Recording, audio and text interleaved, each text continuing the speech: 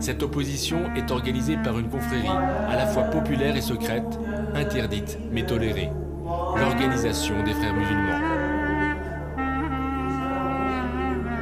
Oussama Ben Laden ou Ayman al-Zawahiri ont plusieurs fois croisé leur chemin. Officiellement représentés au Parlement égyptien, ses disciples prônent la charia, la loi coranique, comme seul fondement de l'État. Inspirateurs du Hamas et du djihad islamique, peut-on croire ces guides qui affirment condamner la violence et prônent un islam réformateur? Du Caire, au cœur du Londonistan, nous avons rencontré les leaders de cette organisation islamiste et tenté de comprendre qui sont vraiment les frères musulmans.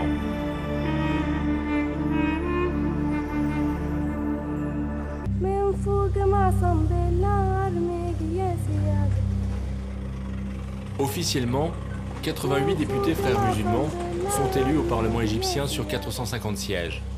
C'est la deuxième force politique du pays. Un succès qui n'empêche pas les interpellations et les pressions du régime Moubarak.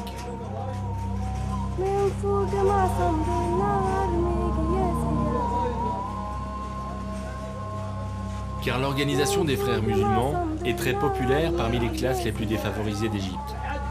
Une population frappée par le chômage, soumise à la corruption générale et qui n'a pas accès aux droits les plus élémentaires.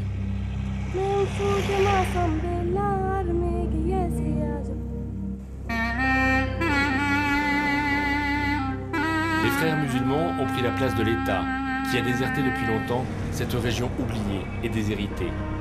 La confrérie est particulièrement présente dans le delta du Nil.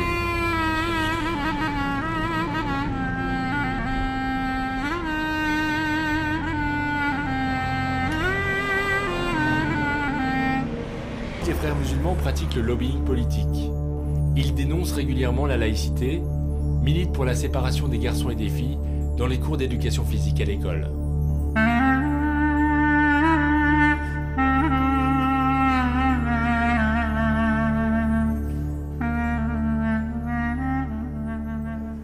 Les frères musulmans financent au sein même des mosquées des bourses d'études ou des aides à la création de start-up.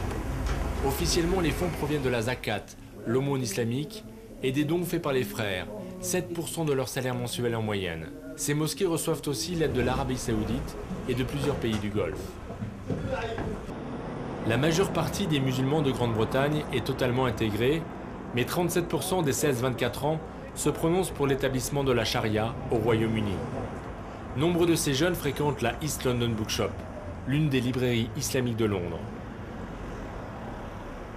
Sur les étagères, les ouvrages de Tariq Ramadan, petit-fils d'Hassan al-Banna, fondateur de la confrérie. Le numéro 1 des ventes, c'est Shadows in Motion, un DVD sur le complot judéo-maçonnique qui raconte comment les juifs et les francs-maçons auraient pris le contrôle du monde depuis la Révolution française. Un thème récurrent chez les islamistes.